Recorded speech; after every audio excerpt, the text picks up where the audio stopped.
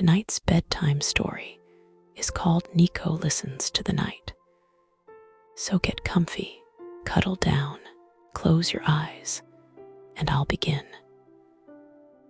Niko lived in a little room on the rooftop where the stars felt close enough to whisper. Their bed was tucked beside a window that opened wide to the night. On the sill sat a telescope, a feather jar, and a notebook with silver-edged pages. That was Niko's dream notebook. Every night, after the world below had hushed and the last window lights blinked out, Niko would snuggle under a patchwork blanket and listen. Not with their ears alone, but with their heart, their breath, their stillness. Dreams floated by on the breeze. A cloud's dream of drifting, a cat's dream of chasing light, a daisy's dream of sun returning. And sometimes, dreams from far-off children curled in their beds. Each one was soft and light, like a bubble in the air. When Niko heard one, they gently caught it and scribbled it down in their notebook with a little sketch to match. But tonight, something was different. A new sound drifted through the open window. It wasn't like the other dreams. It wobbled, like a note half sung. It buzzed with fidgety feelings, not frightened exactly, but not settled either. Niko sat up. The dream wavered again, faint and fluttery, like it didn't know where to land. Quietly, Niko wrapped their dream-colored blanket around their shoulders, took their notebook and a soft pencil, and stepped into the cool night. The stars blinked above, curious.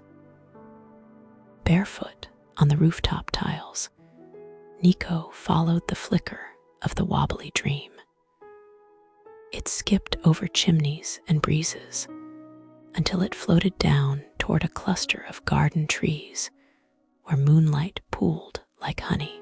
Niko climbed carefully down the fire escape, through a gate that creaked kindly, and into the hush of the nighttime garden. The dream pulsed gently now, leading toward the edge of the trees. There, curled beneath a silver fern, was a little fox. Its fur was soft as dusk, and its ears flicked with every breeze. But its eyes were wide open, and its tail trembled like a leaf. Niko knelt beside the foxling, quiet as moonlight. The fox blinked at them, unsure. "I can't sleep," the foxling whispered. Niko nodded. "I heard your dream. It felt wobbly." The foxling lowered its head. "Everything feels too loud in my mind. What if I forget something? What if I miss something? What if I wake up and the stars are gone?" Niko didn't rush. They let the silence settle like dust. "Would you like to listen with me?" they asked gently. The foxling gave the smallest nod, so they lay side by side in the grass, wrapped in the soft hush of nighttime. Niko closed their eyes. "The night has a song," they said. "We just have to notice." They listened. The breeze through the ferns, the sleepy creak of the trees, the flutter of something dreaming above, the sigh of flowers folding in. The foxling's breath began to slow.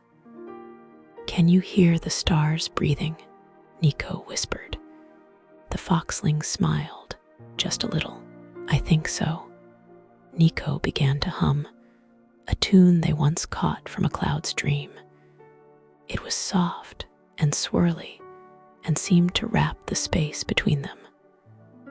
The foxling's tail stopped twitching. Its eyes blinked slowly and closed. A new dream rose from the foxling, golden, gentle, like a sunrise curled into a story. Niko caught it and tucked it into their notebook, right beside the cloud's lullaby and the daisy's song. The stars above seemed to twinkle a little brighter.